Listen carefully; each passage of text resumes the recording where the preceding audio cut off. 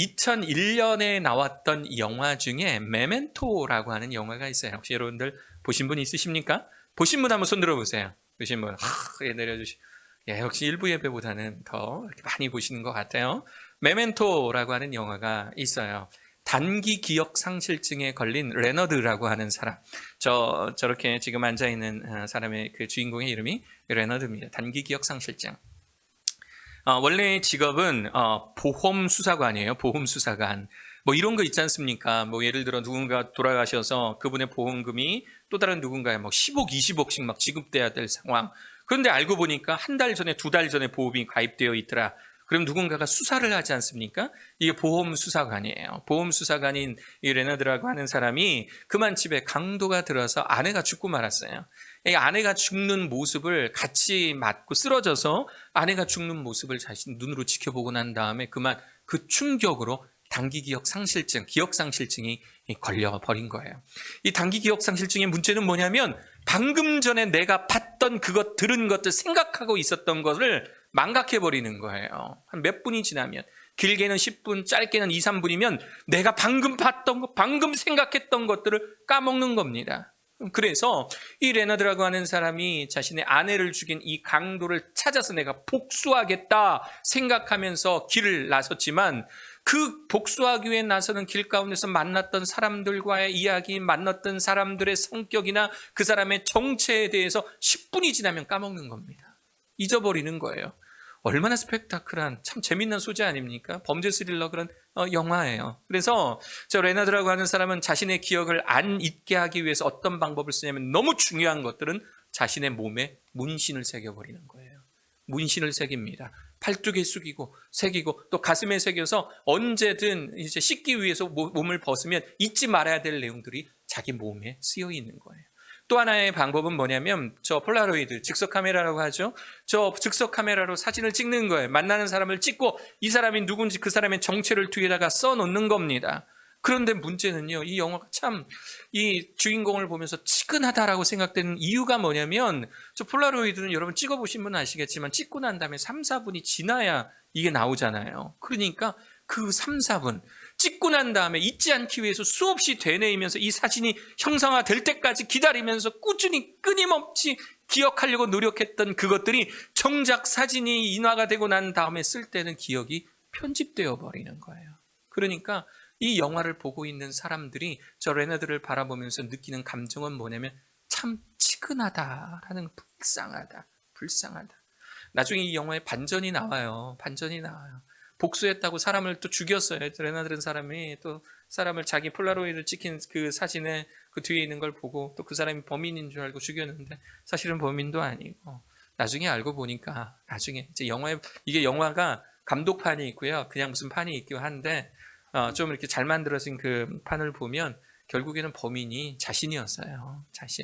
죽지 않은 아내가 죽었다고 생각을 하고 또 하여튼 뭐 그런 어떤 뭐 영화를 소개하는 시간은 아니기 때문에 그러니까 영화를 보는 내내 그냥 좀 찝찝한 거예요. 보는 내내 찝찝하고 기억하지 못하는데 기억하려고 노력하는 저 사람의 모습, 레너드라는 이 주인공의 모습을 보며 참 마음이 치근하다라는 생각이 드는 그런 영화입니다. 오늘 여러분들과 오늘부터 살펴볼 이 말씀, 저 사사기라고 하는 이 말씀의 내용들이 바로 이 인간의 기억과 관련이 깊습니다.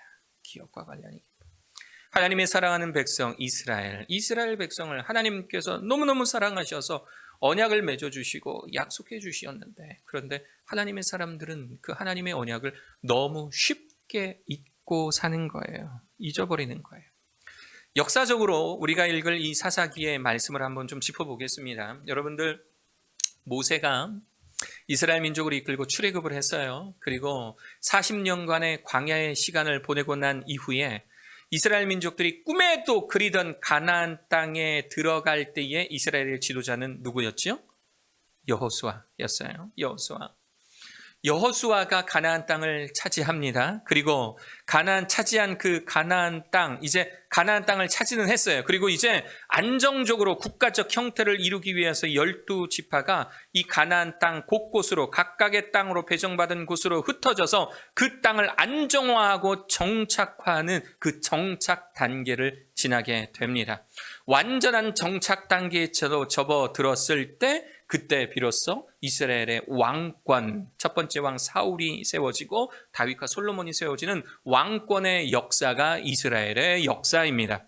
사사기를 보면은요, 사사기는 바로 이 여호수아, 그러니까 출애굽에 성공을 해서 가나안 땅을 차지하고 난 이후와 그리고 사무엘 상하, 다시 말하면 사울이 세워지고 다윗이 세워지고 솔로몬이 세워지는 이스라엘의 왕조가 만들어지기 바로 그 전 단계, 이걸 시기로 따지면 BC 1400년부터 BC 1000년경까지 약 400년 동안의 시간들을 기록한 성경이 바로 저 사사기예요. 우리나라 역사로는 고조선입니다. 고조선 그 시대에 있었을 바로 그 고대 근동의 이 이스라엘에 대한 역사가 바로 저 사사기입니다. 그런데 저 사사기를 보면 독특한 이야기 구조가 발견이 돼요. 독특한 이야기의 구조. 저는 이름하여 이 사사기에 나타나는 독특한 구조를 저는 뭐라고 부르냐면요, 망각의 고리라고 불러요. 망각의 고리. 저게 사사기의 줄거리입니다. 사사기의 줄거리를 그림으로 그리면 이렇게 그릴 수가 있어요. 이렇게 그려요. 이스라엘 민족은 하나님과의 언약의 민족입니다. 그래서 하나님의 언약을 지키지 않는 것이 죄예요. 그런데 사사기를 보면은요, 하나님의 언약을 지키지 않는 이스라엘 민족의 모습이 다루어져요. 그러면 이 하나님의 언약을 다루지 않음으로 인하여서 다른 이방 민족들의 압제, 억압을 당합니다. 공격을 당합니다. 그러면 그 상황에서 다른 민족들의 억압을 당하는 그 상황에서 이제 이스라엘 민족들은 하나님께 자신들을 구원해달라고 간구해요. 그러면 하나님께서는 그들을 치근히 여기사 그들을 구원하여 주십니다. 그러면 잘 살아야 될 거 아니에요. 구원해 줬으면 잘 살아야 될 거 아니에요. 그런데 망각해버려요. 자신들이 어떠한 죄를 지었었으며 또 이 죄로 인한 자신들의 대가는 무엇이었으며 우리가 하나님께 간구했더니 하나님께서 우리를 구원해 주셨다. 이 사실을 기억해야 될 거 아니에요. 알고 있어야 될 거 아니에요. 후대의 자손들에게 전달해야 될 거 아니에요. 그런데 이스라엘 민족들은 그렇지 않더라는 거예요. 망각해버립니다. 까먹어요. 잊어버려요. 이것이 사사기에 보면 이 과정, 죄 짓고 압제를 당하고 간구하고 구원받고 망각하고 죄 짓고 압제를 당하고 간구하고 구원받고 망각하는 저 일련의 이 과정들이 사사기에 무려 7번이나 반복이 됩니다.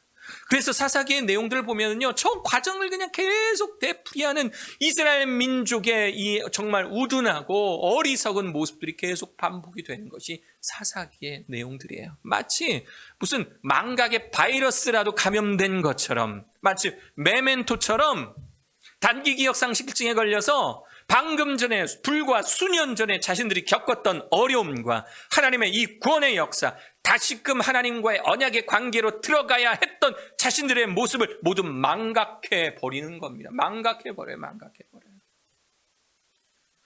도대체 이들이 왜 그럴까?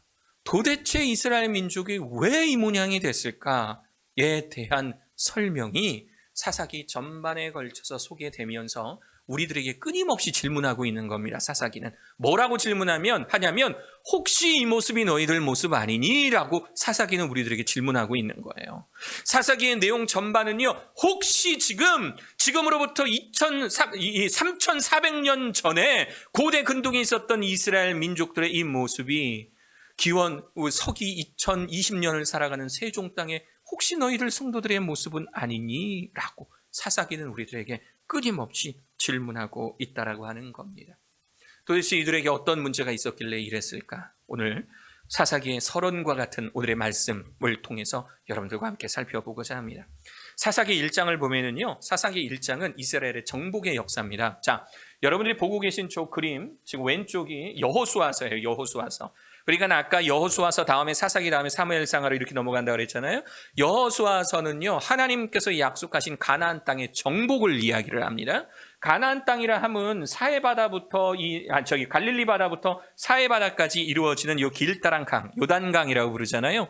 이 요단강의 왼편, 그러니까는 서쪽을 이야기해요. 이 서쪽. 이 서쪽을 가나안 땅이라고 부릅니다. 하나님께서는 저 가나안 땅을 목표 삼아서 출애굽하여 무려 40년 동안 광야를 거친 후에 비로소 여호수아와 함께 이스라엘 민족이 저 가나안 땅을 차지하게 됐어요. 정복하게 됐어요. 이제 여호수아서 후반절과 사사기 1장에 걸쳐서 이스라엘의 12지파가 그 자신들이 정복한 땅, 이 가나안 땅에 어떻게 정착하게 되는지, 정착이라 하면 그냥 엉덩이만 붙인다고 해서 정착이 아닙니다. 그 땅이 자신들이 살 수 있는 땅으로 만들어야 되잖아요. 그죠? 그 땅의 법적 소유권도 인정을 받아야 되고 그 땅에서 평화를 누리며 사는 걸 정착이라고 하잖아요. 그래서 여호수아서 후반절과 그리고 사사기 초반절, 사사기 1장에 보면 이스라엘의 12지파가 하나님께서 허락하신 땅 가나안 땅을 차지하는, 정착하는 이 과정을 아주 비교적 자세하게 설명해 주고 있어요. 여러분들이 사사기 1장, 제가 지난주에 미리 좀 읽어오시면 좋습니다 라고 말씀을 드렸는데, 사사기 1장을 이렇게 정독해서 읽어보잖아요. 그러면 아무런 지식 없이, 배경 지식 없이 사사기 1장을 읽어보면, 야, 이스라엘 민족에게 하나님 축복하셨네. 야, 이스라엘 민족이 자신들이 차지하는 바로 그 땅에 정착하기 위해서 굉장히 노력을 많이 했구나라는 그런 막연한 그런 생각이 들 거예요. 이스라엘 민족들과 여러분들의 삶이 이렇게 동화가 되신 분이라면, 야, 참 이제 이스라엘 민족들이 이제 출애굽해서 애굽으로부터 탈출해서 가나안 땅에 제대로 정착할 수 있겠구나, 뿌듯함, 안도감도 느끼시는 분들도 계실 거예요. 그런데 사사기 2장, 오늘 우리가 읽었던 이 본문을 보면 사사기 1장, 다시 말해서 이스라엘 민족들이 가나안 땅에 정착하는 그 과정을 바라보시는 하나님의 평가는 우리와 달라요. 우리는 때로는 사사기 1장을 보면서 수고하고 노력한 이스라엘 민족을 응원하고 잘했다 칭찬하고 싶은데, 사사기 2장, 이 이스라엘 민족의 모습을 보면서 내리신 하나님의 평가는 다르더라라고 하는 겁니다. 결론부터 말씀을 드리면 우리가 읽었던 이 본문을 통해서 볼 수 있듯이 하나님은 이스라엘 민족을 야단치셨어요. 너희들 어쩜 이럴 수가 있어? 야단치셨어요. 그리고 그 야단 맞는 이스라엘 민족들은요, 땅을 치며 한탄했어요. 잘못했다고. 아니, 우리가 보기에는 정상적인 정착의 과정처럼 보이는데 하나님 보시기에는 아닌 거예요. 야단을 치고 그 야단을 맞은 이스라엘 민족들은 땅을 치며 후회했다라고 하는 표현이 오늘 우리가 읽었던 사사기 2장 1절부터 5절의 내용입니다. 내용을 한번 자세히 해석해 볼게요. 사사기 2장 1절이에요. 여호와의 사자가, 그러니까 지금 1장을 끝내놓고 정착을 끝내놓고 2장으로 넘어온 거예요. 여호와의 사자가 길갈에서부터 복임으로 올라와 말하되, 여기서 말하는 사자는요, 우리 학생들 주의하셔야 돼요. 이 사자 아니에요. 이 사자가 갑자기 하나님의 사자가 하면서 나타난 거 아니에요. 하나님의 사자, 그러니까 좀 해석이 어려우면 사자, 메신저라고 표현되어 있는 저 단어를 해석할 때 천사 정도로 해석해도 사실은 상관없습니다. 성경학자들마다 달라요. 실제로 사람이 선지자와 같은 사람이 메신저의 모습으로 와서 전파했다라는 것도 있고, 또 어떤 부분에 있어서는 천사가 환상 중에, 공통이 볼 수 있는 환상 중에 하나님의 천사가 내려왔다라고 말하는 경우도 있어요. 하여튼 하나님의 사자는 하나님의 말씀을 그대로 전달하는 메신저로서의 역할을 하는 그런 존재입니다. 여호와의 사자가 길갈에서부터 복임으로 올라 말하되, 복임은 지금 이 사자, 하나님의 천사와 이스라엘 민족들이 만나서 이야기하고 있는 그 장소가 복임이에요. 그런데 이 하나님의 천사, 이 하나님의 사자가 어디로부터 왔다라고 돼 있어요? 길갈이라는 곳으로부터 왔대. 길갈. 여러분, 길갈 어디서 많이 들어보지 않았습니까? 예전에 제가 우리 채플에서 설교를 한번 했었는데요, 길갈에 세운 12돌이라고 하는 제목의 설교를 한 적이 있어요. 여호수아가요, 가나안 땅을 정복할 때 하나님께서 요단강을 건너게 해주신 것에 대해 감사하면서 요단강 한가운데에 있는 큰 돌, 강가의 돌멩이니까 동글동글하잖아요. 이 동글동글한 이 돌들을 갖다가 길갈이라고 하는 곳 그 언덕 위에 12개를 세워놔요. 12개를 일렬 횡대로 쫙 세워놓습니다.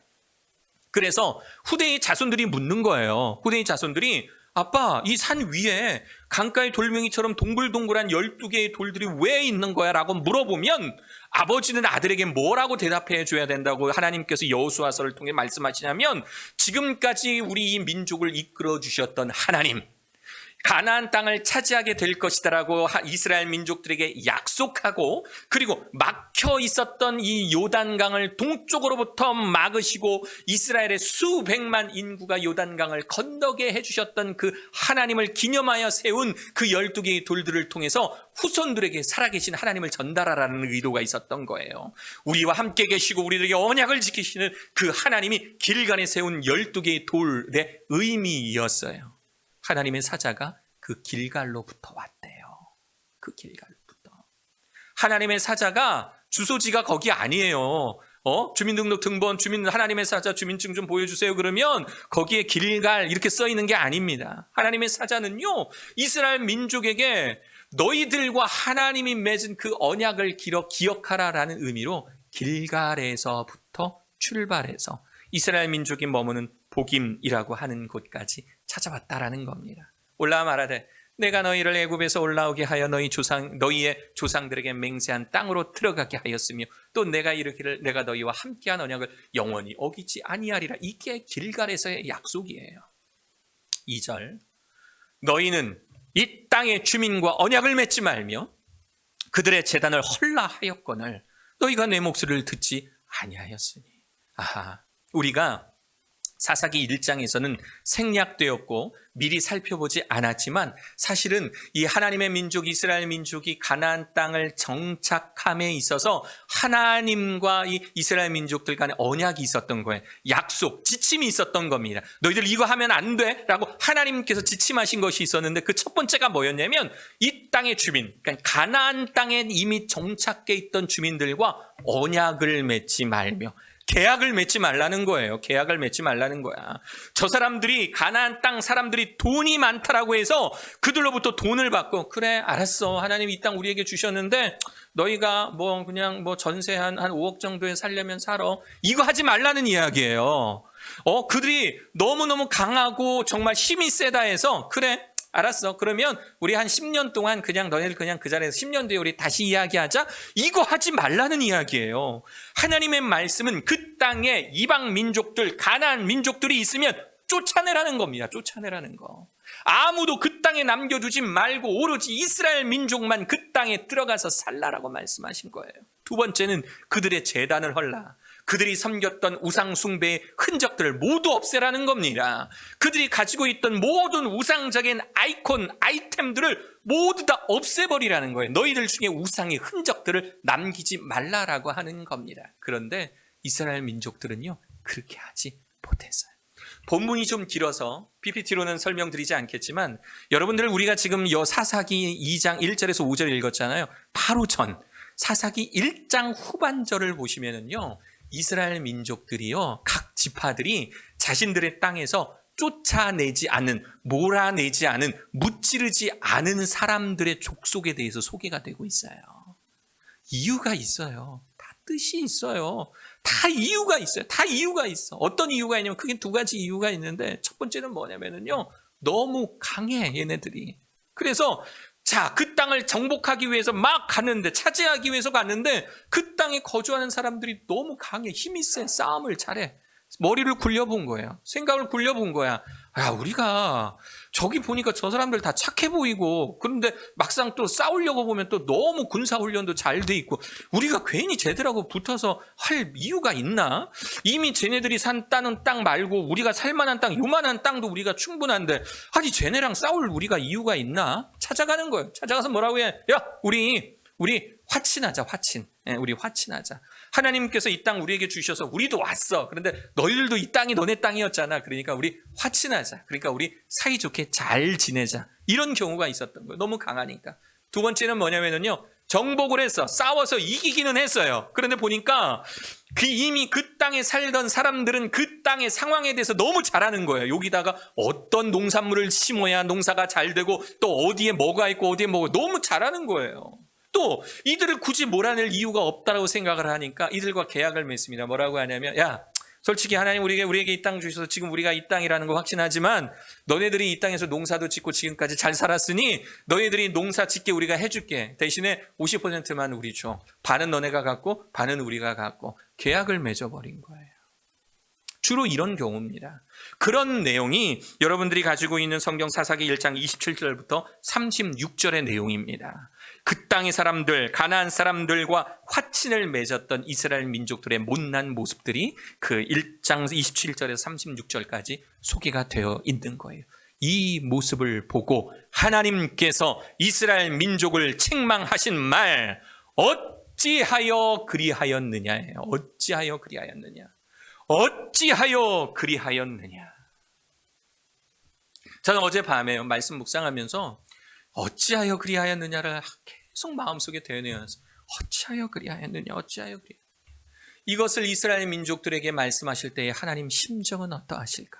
어찌하여 그리하였느냐, 어찌하여 그리하였느냐. 여러분 자녀를 키우시다 보면 아이가요 정말 말썽 피울 말 징그럽게 안 들을 때 있죠, 그렇죠? 그래서 부모를 그냥 너무너무 화나게 할 때가 있어요.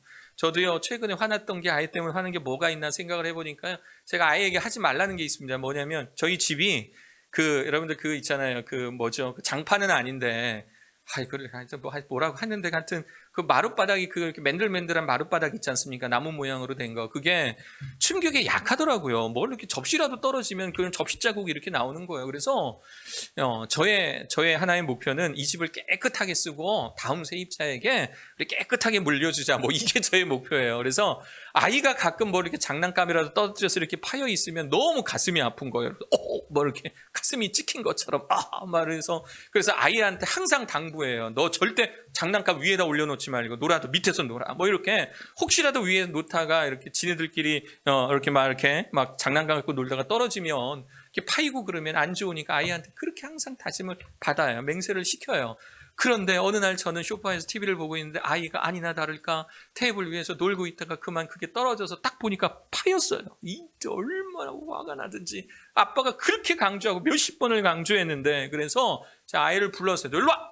불렀어요. 딱 불렀는데 물론 별거 아니지만 지금 생각하면 별거 아니지만 그때는 이제 화가 나 있는 거예요. 화가 나 있어서 이 아이에게 무슨 말을 할까 생각을 하는데 이미 잔소리는 여러 번 했어요. 하지 말라는 이야기는 알아요. 그냥 계속 잔소리를 했어요. 그래서 제 아이한테 한 말 뭐라고 제가 했냐면 너 왜 그랬어?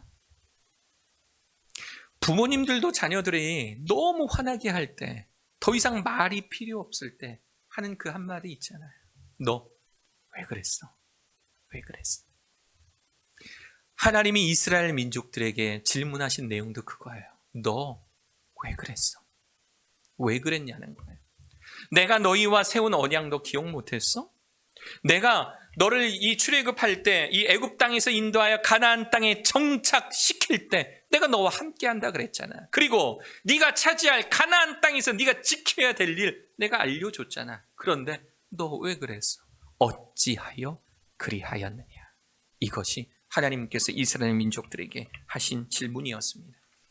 사랑하는 여러분, 하나님과 우리 사이, 우리가 신앙생활이라는 이름으로 하나님과 우리 사이의 관계를 형성해 나갈 때 우리가 기억해야 될, 명심해야 될 것이 있습니다. 그건 뭐냐면 하나님은 우리의 100% 순종을 원하신다라는 거예요. 100%. 같이 한번 읽어볼까요? 시작! 하나님은 우리의 100% 순종을 원하신다. 99%? 아니요. 그 1% 어디 갔어요? 아니에요. 하나님은 우리의 100%의 순종을 원하신다라는 겁니다. 하나님은 분명히 가나안 족속을 그 땅에서 모두 몰아내고 그들과 어떠한 계약도 맺지 말라. 그리고 그들의 우상 숭배의 현장들을 모두 없애버리라 말씀하셨어요. 그럼에도 불구하고 이스라엘 민족은 그런 수고와 노력을 다하지 않았다라는 겁니다. 그저 자신들이 차지할 땅에 대해서만 관심을 가진 채 이 정도면 됐지 이 정도면 됐지. 이 정도 몰아내고 이 정도 우리가 정착할 수 있도록 살면 됐지 이스라엘 민족들은 그 수준으로만 순종하였던 거예요. 그들이 가나안 땅에서 기억해내지 못한 하나님의 명령, 지켜내지 못한 그 하나님의 명령으로 인해서 그들은 곧 끔찍한 미래와 직면하게 됩니다.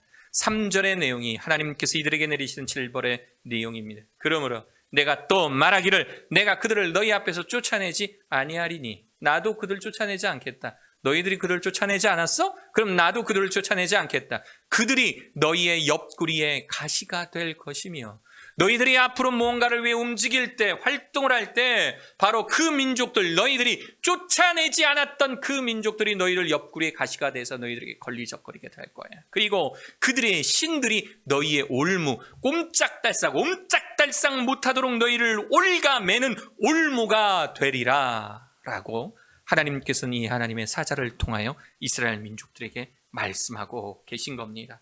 하나님의 말씀에 100% 순종해내지 못하고 내 자신의 생각과 판단으로 1%의 여지를 남겨두었을 때 그 1%는 옆구리에 가시가 되고 인생의 올무가 되어서 하나님과 우리의 사이를 갈라놓게 되더라라고 하는 겁니다.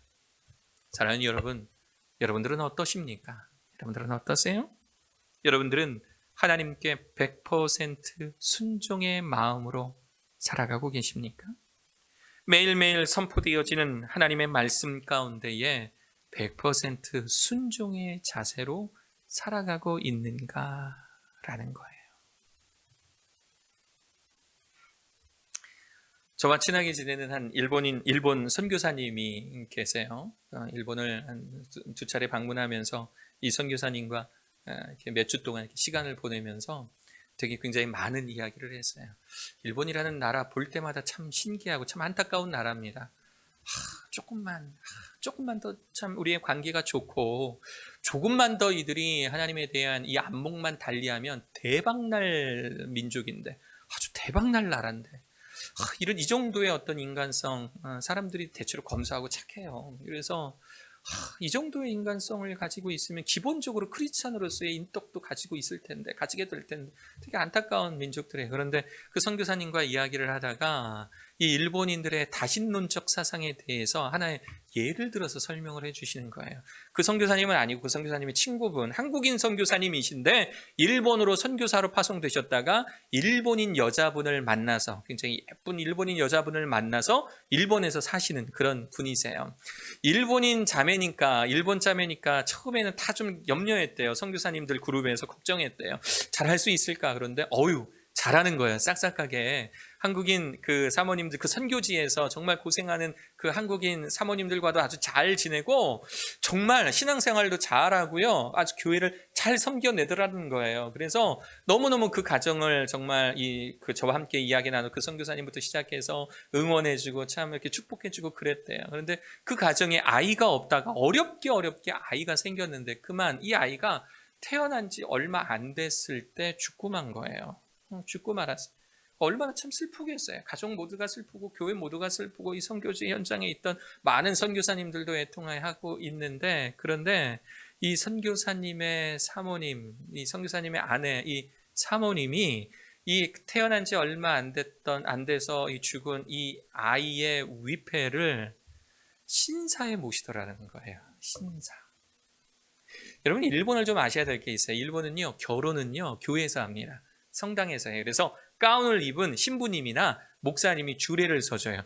그렇다고 그들이 기독교인이나? 아니요. 교회가 그 지역에 일본의 교회가 해주는 서비스가 결혼 서비스가 있는 거예요. 그래서 일본 사람들은 거의 대부분 교회에서 결혼을 합니다. 그리고 그들이 죽으면 그들의 시신은 절에서 운영하는 묘지에 하여튼 거기에 그 시신을 모십니다. 그리고 그들의 위패, 그들의 영혼은요 신사에 모십니다. 왜냐하면 일본은요 신교라고 하는 그 종교가 있어요. 이게 거의 일본에만 있는 아주 토착하다 신비한 어떤 문화인데 일본은요 사람이 죽으면 그 영혼이 남아있는 이 세상에 살아가고 있는 사람들을 돕는다라고 생각을 하고 있는 거예요. 아버지가 돌아가시면 아버지의 영혼을 우리가 잘 모셔야 그 영혼이 우리 집안을 돕는다. 또 정말 할머니가 돌아가시면 누가 돌아가시면 그 영혼을 잘 모셔야 그 영혼이 우리를 돕는다라고 생각하는 거예요. 그 유명한 야스쿠니 신사입니다. 야스쿠니 신사는요 2차 대전 전범들, 우리 입장에서는 전범들, 그분들을 이 일본 사람들 입장에서는 전쟁 영웅들인 거예요. 전쟁 영웅들의 이 혼령을 이 신사에 갖다 모시는 거예요. 모시면 우리가 이 야스쿠니 신사에 모셔진 그 전쟁 영웅들을 얼마나 잘 모시느냐에 따라 이 나라의 안부가 달려 있다라고 생각하는 것이 일본 사람들의 영혼에 대한 의식 구조라는 거죠. 그래서 전문적인 신사가 따로 있어요. 뭐 예를 들어 어떤 부류의 사람이 죽었을 때 모시는 뭐 이런 종류의 신사들이 따로 있는데, 어린아이들이 죽으면 모시는 신사가 따로 있더라는 거예요. 어린아이가 죽으면 모시는 그 신사에 이 죽은 이 선교사님의 이 아이의 이 위패를 그곳에다 갖다 모시더라는 겁니다. 선교사님이 참 어떤 마음인지는 알겠지만, 이 아내의 마음이 어떤 마음인지 알겠지만 답답하겠죠. 답답한 거예요. 그래서 아내를 불러다가 강하게 이야기했대요. 하나님 믿는 사람들은 그렇게 하는 거 아니야. 이 아이의 영혼은 하나님께서 가져가시는 것이지, 우리가 그 영혼을 무슨 신사에다 갖다 모신다고 해서 우리가 잘 되고 그러는 것 아니야. 우리는 하나님과의 언약의 관계에 있는 거야 라고 했더니, 이 사모님이 이 선교사님에게 하는 말, 강한 어조로 이렇게 이야기하더래요. 그만하세요. 여긴 일본이에요. 그만하세요. 여긴 일본이에요. 이게 무슨 말인지 아세요? 알아요. 당시 하는 말 다 알아요. 그런데 이곳은 일본이잖아요. 일본이라면 일본 사람들이 따라야 되는 문화가 있고 전통이 있어요. 여기까지 하나님께서 침범하시고 간섭하시는 건 인정 못해요 라고 하는 겁니다. 지금까지 그 사모님의 삶이, 신앙의 생활이 교회 안에서 사람들 보기에는 100%의 순종과 헌신처럼 보였지만, 하나님 여기까지예요. 어딜 들어오시려고 해요? 하나님 여긴 일본이에요. 여긴 일본이기 때문에 여기 내 아이가 죽었을 때 이 아이를 어디에다 갖다 모시느냐는 그거는 나의 생각과 나의 판단이지, 하나님 여기까지 간섭하지 마세요 라는 생각이 그 일본인 사모님 가운데에 있었다라고 하는 거죠. 저는 이 이야기를 들으면서 어쩌면 현대의 크리스찬들, 이 땅의 성도로서 살아가는 사람들의 우리의 모습 또한 이렇지 않은가라는 생각 참 많이 했어요. 하나님 어디까지 들어오세요? 이건 직장의 문제예요. 하나님은 교회에서만 하나님이시지 어디 제 직장까지 따라오시려고 하세요? 하나님 이건 가정의 일이에요. 우리 가족끼리 모여서 아버지의 산소를 어디에 쓰고 우리 가족 공동묘지를 어떻게 꾸미고 하는 것이 우리의 가족의 일이지, 하나님 왜 가족의 일까지 관여하세요? 하나님 여기까지입니다. 여기까지 넘어오시면, 이거 넘어오시면 저 삐집니다. 우리가 크리스찬이라고 하면서 마치 교회 안에서는 100%의 헌신을 하는 것처럼 그렇게 사람들과 하나님 앞에 보여지지만, 정작 삶의 현장에 있어서는 하나님께 100% 내어드리지 못하고 그 남은 1%, 자존심과 같은 그 1%, 온갖 이유와 온갖 사유를 들어서 지키고자 하는 그 1%, 그 민족들은 너무 강해서 우리가 정복할 수가 없어요. 차라리 그들과 친하게 지내는 게 우리들한테 더 좋은 일이에요. 그들이 농사를 너무 잘 지으니까 차라리 그들과 계약을 맺고 그들을 통해서 우리가 식량을 공급받는 것이 더 나은 일이에요. 그 나머지 그 1%, 합리적인 것으로 타당하게 여기는 것, 우리가 이것이 하나님 앞에서 당연하다라고 느끼는 바로 그 1%가 우리의 옆구리에 가시가 되고 우리의 삶에 있어서 올무와 같은 역할을 하게 될 것이라는 이 사실을 기억하실 수 있는 여러분 되시기를 간절히 축원합니다. 여러분, 다시 한번 묻고 싶습니다. 여러분들은 여러분들의 삶 속에 있어서 100% 하나님께 순종하며 살아가고 계십니까? 100% 순종하며 살고 계세요? 저는 코로나 사태가 무서운 게 이거예요. 지금 온라인으로 예배드리시는 분들 정죄하는 것은 결코 아닙니다. 여러분 가려서 한번 잘 들어보시길 바라요. 이게 온라인 예배가 계속이 되고 이런 코로나 사태로 인해서 모이지 않는 것도 괜찮다가 당연시 되기 시작하면, 그러면 우리가 교회의 신앙생활의 구성 요소라고 하는 거, 우리가 뭐 그림은 준비하지 않았지만 수레바퀴에 많이 비유를 합니다. 그래서 교회의 구성 요소들, 그래서 크리스찬의 뭐 신앙생활에서 수레바퀴가 있는데 그 중에 예배 코이노니아라는 게 있어서 모여서 기도하고 함께 기도하고 교제하고 이 교회라는 이름으로 함께 모여서 연합했을 때 그때 비로소 크리스찬으로서의 어떤 신앙의 거룩함을 유지할 수 있다는 어떤 그런 원리가 있어요. 물론 자전거 이 바퀴살 중에 한 두세 개 뺀다 해서 자전거가 안 굴러가는 거 아니에요. 굴러가죠. 마찬가지예요. 수레바퀴에서 하나를 뺀다 해서 당장 문제가 있는 건 아니에요. 근데 그렇다고 그 모습으로 10년, 20년 살아갈 수는 없는 겁니다. 빨리 고쳐야죠. 빨리 고쳐야죠. 만약에 상황이 안 돼서 고쳐지지 못한다면, 그렇다면 빨리 고칠 수 있는 그 때와 시를 노리며 간구해야지요. 하나님, 우리가 빨리 회복되기를 원합니다. 예배의 모습들이 회복되기를 원합니다. 제가 두렵다라고 하는 건 뭐냐면 회복할 수 있는 상황이 되었을 때 이미 우리가 이러한 예배의 문화에 고착화되어져 버려서 안 나가도 되지 뭐, 온라인 예배 드리면 되지 뭐, 아유 귀찮은데 뭘, 아유 씻고 나가기 귀찮은데 뭐하러 가, 지금까지 온라인으로 예배 드렸는데 라고 할까봐.